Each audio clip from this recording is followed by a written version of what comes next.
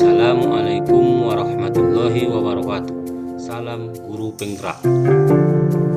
Perkenalkan, nama saya Sahlan Harahap SPD, calon guru penggerak angkatan 11, SMP Negeri 4 Padang Sidempuan.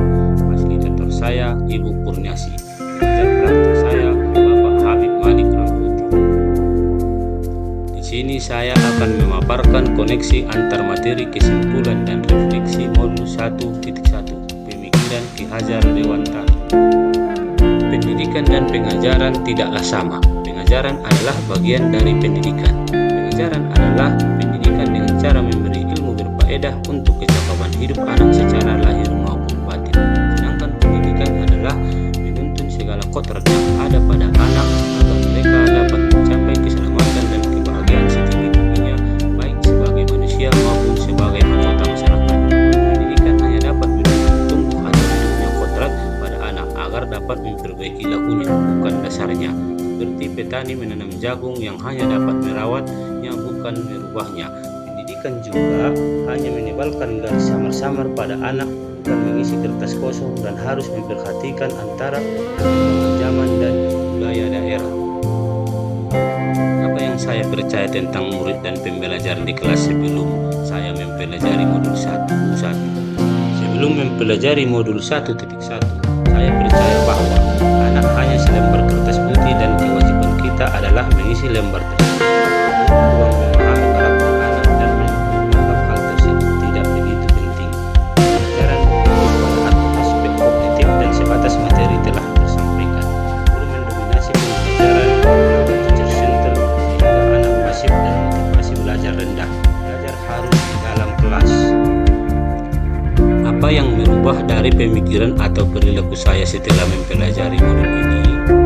Setelah mempelajari modul 1.1, saya menyadari bahwa murid bukanlah kertas kosong, melainkan kertas yang masih buram tulisan tintanya. Guru adalah menebalkan tinta buram tersebut menjadi tulisan yang jelas terbaca. Guru harus memberikan kebutuhan belajar kognitif dan KKM bukanlah penting dan harus diselaraskan dengan budi pekerti yang baik. Bakat satu-satunya sumber belajar. Pelajaran harus berpusat pada murid atau student center. Mendorong dosen teknik dan mengerti teknologi.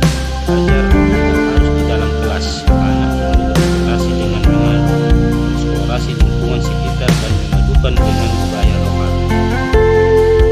Apa yang dapat segera saya terapkan agar kelas saya mencerminkan pemikiran Ki Hajar? Beberapa hal atau langkah yang dapat segera saya terapkan di kelas agar mencerminkan pemikiran Ki Hajar Dewantara dengan baik.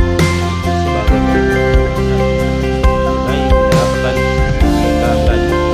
Perhatikan setiap pelajaran dengan pencapaian progres belajar penting.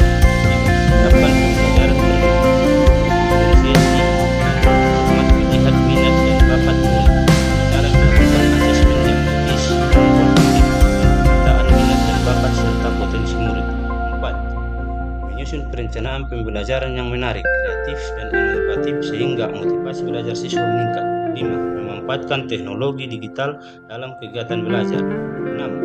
Memberikan kebebasan kepada anak untuk menyelesaikan setiap tugas sesuai dengan minat, bakat, dan kreativitas masing-masing. 7. Bekerjasama dengan orang tua dalam proses pendidikan melalui kegiatan sekolah. 8. Melakukan refleksi dan evaluasi sebagai upaya perbaikan kualitas pendidikan dan pengajaran. 9. Konsisten melakukan pembiasaan budi pekerti.